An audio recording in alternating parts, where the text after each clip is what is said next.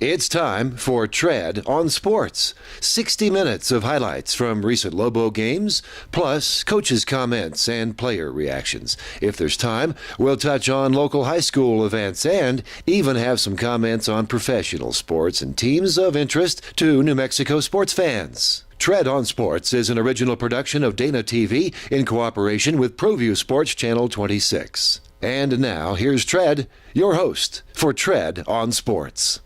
Welcome to the latest installment of Tread on Sports. I'm Tread. Today we're coming to you from the offices of ABQID, a local business accelerator that also offers some services to local entrepreneurs that may need something.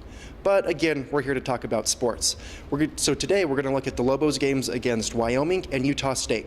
Both of the men's games were here while the ladies' games were on the road. So let's get started with the Wyoming highlights from the men's game. After winning their last two games on the road, the Lobos were returning home to the pit where they're looking to make it 3 wins in a row. Wyoming got the scoring started as Aka knocks down that 3 from the corner, and the first Lobo points would come from Elijah Brown as he knocks down that floater from the free throw line. He's going to then find Dane Kuiper on a great pass as he knocks down that 3, and then Harris is going to knock down a 3 from the right wing unassisted. Here we see Wyoming's James cut through the Lobo defense and lay it up off the glass with his right hand. Elijah's going to get 2 here and 1, and that would give the Lobos an 8-point lead. And Jordan Hunter liked the idea of a steal in a bucket, and after a steal, he's going to take the Joe Furstinger screen, get into the lane, and knock down that bucket. A little bit later, Elijah Brown's going to come off the handoff from Tim Williams and knock down that bucket from the right elbow.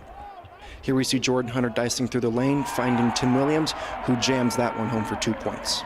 And with 47 seconds left in the half, Aka is going to knock down another corner 3, this one to tie the game at 38-38 at halftime.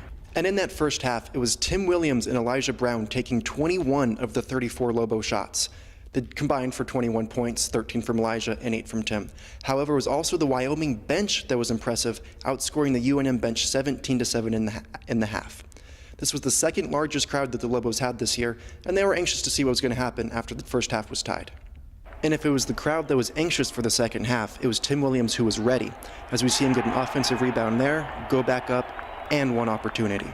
Then he's going to get this entry pass from Dane Kuiper, jab step a little bit, work his defender, and spin, fade away, and put it high up off the glass. Great shot from Tim. And then he's going to find a Jet on the big man pass as a Jet slams it in. Then it was Brown's turn as he hits that floater from the right elbow. And then Jalen Harris breaks through the defense, slices through the lane, and makes a great layup. He can be a really special player. And less than a minute after that Harris layup, Brown is going to knock down that 3-pointer. After that, it was Jefferson's turn to take over, as in a matter of 4 minutes, he's going to get a layup, a 3-pointer, and this jumper that extends the lead to 9.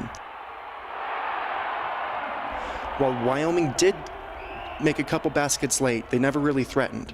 The final score of that game was 78-71. The Lobos were able to overcome having 4 different Wyoming players score in double digits.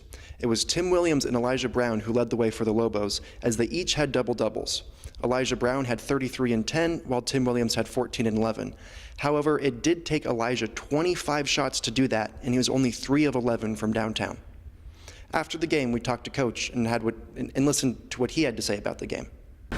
I thought we came out with good pace. I thought we came out with good energy to start the game. I didn't like that we finished on a 13-11 4-minute game at the end of the half to tie it at 38. I thought we did some good things offensively. It's just a little bit new with us when we go 4 guards because our offense doesn't work as fluid as we've done with 2 bigs forever. We're trying. We went 4 guards a lot more tonight because of switching. We needed to switch because they played 5 guys that could shoot the 3-point line. But I thought Elijah was terrific. I thought Tim Williams was really good. Now, Tim Williams didn't practice for 2 days. And he's got his foot's been bothering him, but he didn't practice for 2 days, so he looked a little not in the flow. But he battled through it and looked terrific, made some big plays for us. Sam, was sick the last 2 days, so, we gave him a look to see how he was doing.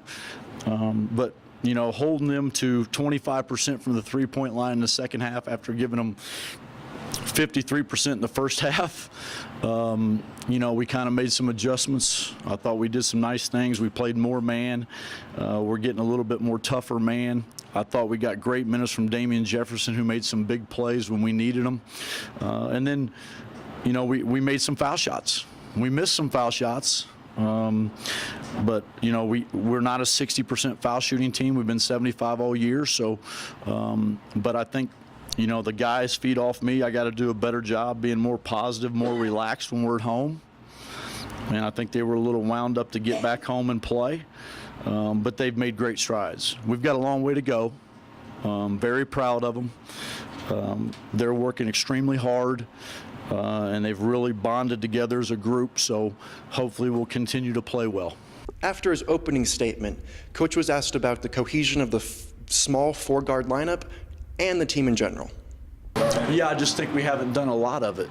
I think we haven't had a lot of 5-on-5 practice because we've kind of tried to rest them so that we're a little bit more fresher in February, getting guys some minutes off, not going as hard, not going as long.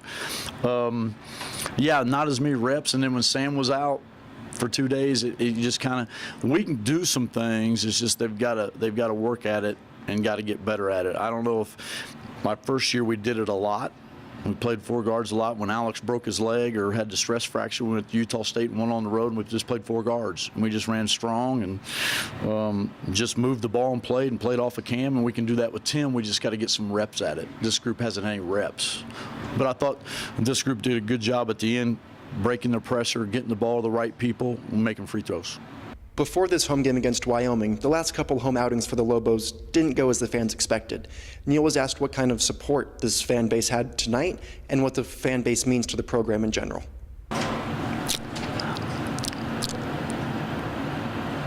I'm going to be really, really political correct. Really, really proud of what our crowd did tonight. Really, really proud that there was 12,000, almost 13,000. You can feel it when you're coming down the ramp. And they were the normal crowd that our guys expect, and I think that's the way it'll be Tuesday night, even though it's a 9 o'clock game. You know, I'm just very fortunate to be the coach here, and I know what the expectations are, and I think we're meeting it a little bit better than we had been, and I think they'll be back, and I think they were back tonight. I thought they were really good. Meanwhile, the Lady Lobos traveled to Wyoming to take on the Cowgirls. This would be a tough game for UNM as Wyoming entered the game undefeated in conference play. The Lobos were able to keep it close until a 14-0 Cowgirl run in the fourth quarter put the game away and made the final score 68-52. Wyoming would improve to 7-0 in the conference, while the Lobos were 5-3 and slipped back to 500 as they are 9-9 overall. Charisse led the Lobos with 20 points and was joined in double figures by Rochelle Vanderkill, who chipped in 14. It was a quiet night for the usually explosive Jason Nunn, who only registered 2 points. Leading the Cowgirls was Natalie Baker, who had 18, and Liv Roberts was able to record her 6th double-double of the year, putting in 14 points and pulling down 15 rebounds. When we come back to Tread on Sports, we're going to be looking at the Utah State game. Stay tuned.